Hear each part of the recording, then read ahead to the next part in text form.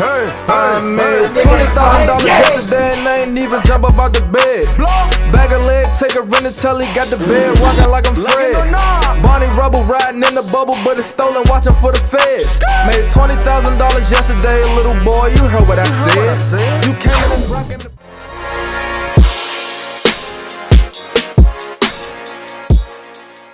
It's the dark skin savage, my nigga.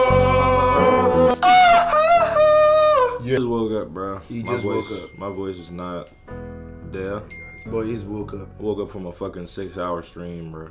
Yeah, and he's woke up. That's real. To the title, man, we got to clap her ass. What? I mean, it didn't say ass, but I mean, if you said they clapped her, like, what the fuck you mean they clapped her? I mean, killed gotta her. be her ass. Murdered her It shit. could have been killed. You know what I'm saying? The title got to feel like it's a little clickbait. You know? Oh, okay, so it about to be they would have killed her ass, you know, or they clapped her ass. Yeah, clapped her ass. You ain't gonna know which one. She got her ass clapped, that's what we know. But look, man, we're gonna get into this video and let's see what he got stuff for us. Who better to start off a new story than a priestess? Her name is actually just Priestess. What were you expecting more? Priestess. That's what they call her for the entirety of the show. Actually, it's not just her. You're about to see a lot of characters who ooze generalization. Life as a priestess was not daring enough for her, so she decides to join the Adventurers Guild, the best form of employment in anime. As soon as she enrolls, she is approached by this Ogre group who ask her if she wants to join their group. They were short of a priestess, so they wanted to take in Priestess. Oh man, this is gonna get confusing fast. The plan for these little kitties is to enter a goblin cave, and I'm assuming murder all of them inside and call it a day. I have to give it to them though. Despite being low-ranked adventurers and 4 years old, they don't lack confidence. Oh, it's I don't Goblin mean Slayer. literally 4 years Oh, old. I mean, okay. yeah, whatever. What worries me is that they're inside this pitch-black cave with who knows how many goblins and what size with no preparation at all. Look at this kid. All he has is a toy sword he can barely swing. It doesn't take long for the goblins to make their grand entrance, and as soon as they do, the witch or the mage or whatever you prefer to call her gets taken down, stabbed, and is basically dead weight. Sword Kid gets his 2-second spotlight by taking down a couple of goblins before he gets pinned to the ground and the goblins just punch him to death. The third girl in the group, a hand-to-hand fighter, starts to throw some kicks before her limbs are broken by a giant greenie bee. It would have been easier for her if they just ended her, but perhaps the month of November was hard on these goblins. Oh no. Priestess does manage to get away from there, only to get shot by an arrow. And instead of holy water, something else begins to drip out of her as she cowers in fear. Oh no! Just when everything was about to get a little too TVMA, a random person in knight's armor shows up out of nowhere and makes quick work of the goblins. He is known as the Goblin Slayer.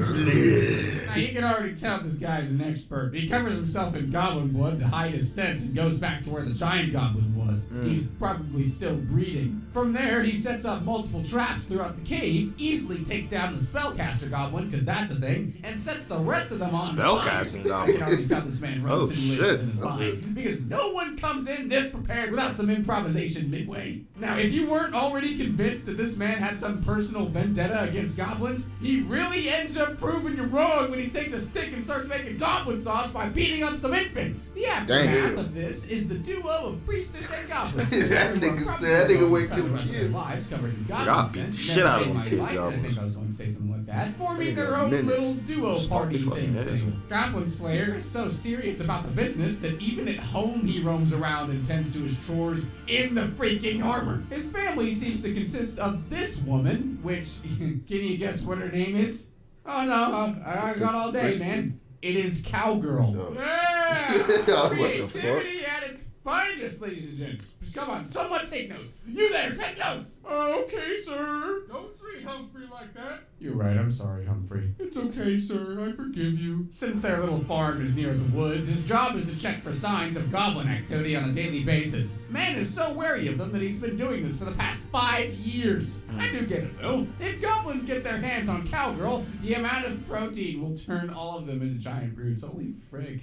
The Slayer doesn't really have a great reputation in the guild. He's a silver rank, similar to most experienced adventurers there, but they all look at him with repulsion, mostly because of his goblin fetish. The guild is mostly crowded with people looking for more dangerous monsters and high-paying jobs, and when all of it clears, the Slayer comes in at last looking for any goblin-related quest. The manager notifies him of a quest near the mountains, and he starts to head off with Priestess. Cowgirl, on the other hand, starts to worry when he does not come back home for 2 days straight. The duo's out here near the mountain, and how the hell were these goblins capable of building such complex architecture? Ooh. Look at that hideout. That's engineering at its best. It'd be a darn shame if someone, I don't know, burned it to the ground. And that's exactly what happens with a little bit of fire arrows and OP plot armor. When he does finally return to the guild, the manager is more than happy to see him alive. Which makes sense since she has been slowly developing a crush on him over the past few years. Now, who here thinks how the fuck you develop a crush on somebody you don't even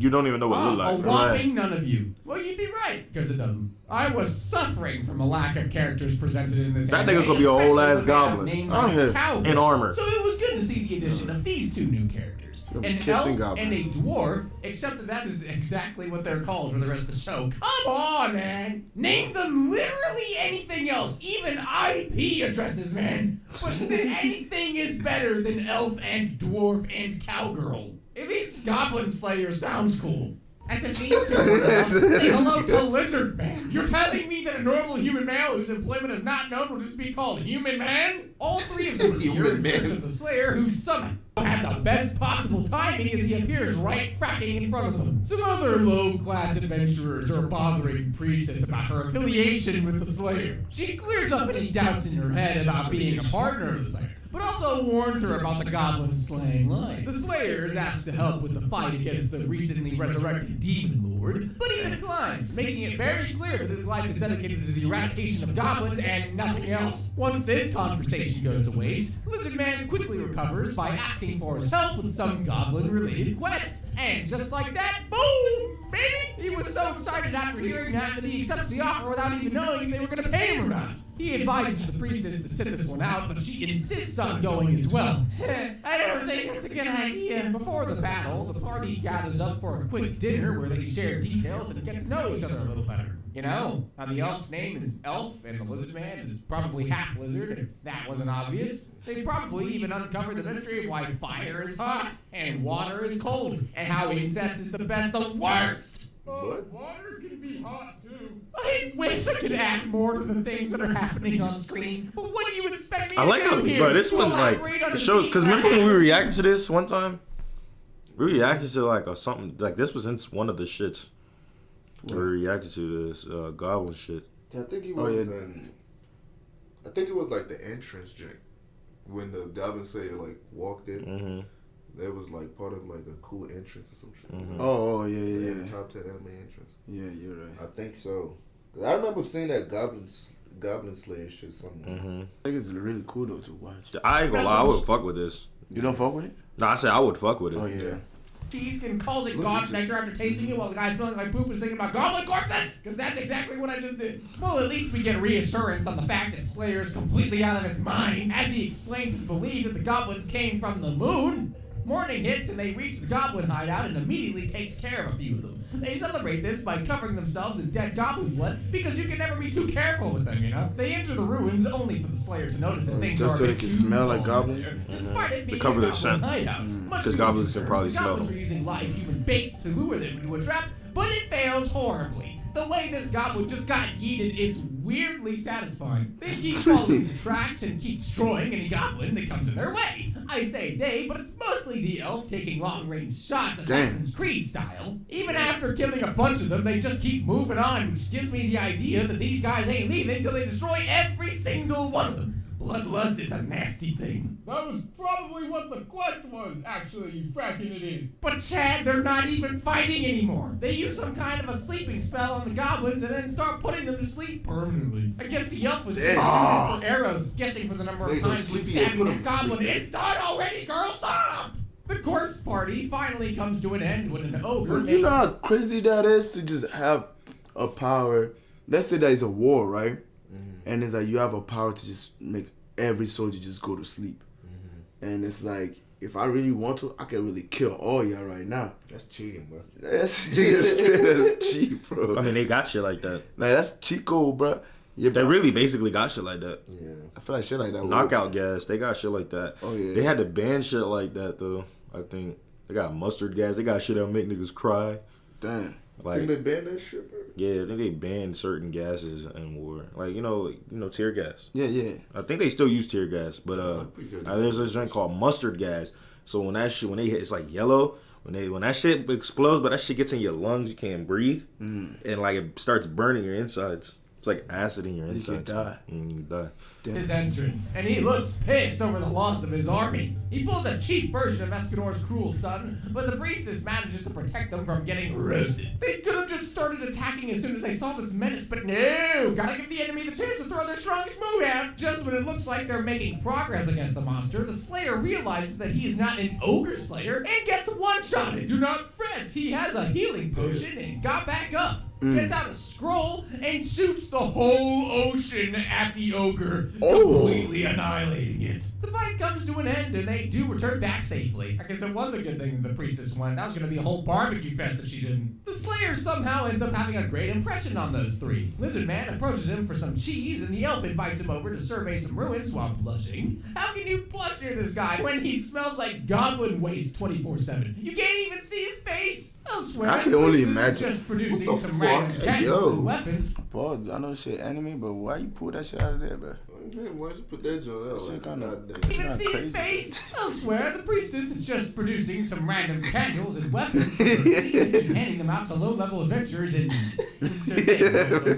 For anyone who thinks that the priestess was not the MVP in the fight against the ogre, she is the only one that I can only received imagine what that promotion nigga from looked fight. like under the It bothers mask, me bro. because their group looked so strong until the ogre pulled out that one fire magic and everyone was sweating balls. I really don't understand the point of this particular episode since all kinds of random things have been happening all over the place. The Slayer keeps getting annoyed by his mates while this blonde dude, whom the priestess had given the weapon earlier, and a pink You know what's girl- crazy? It's crazy that in anime, most of the time, when somebody is in a armor like that, like you say armor, yeah, like that, and then they end up taking off their stuff, you would just see this glow of lights, like, Yeah.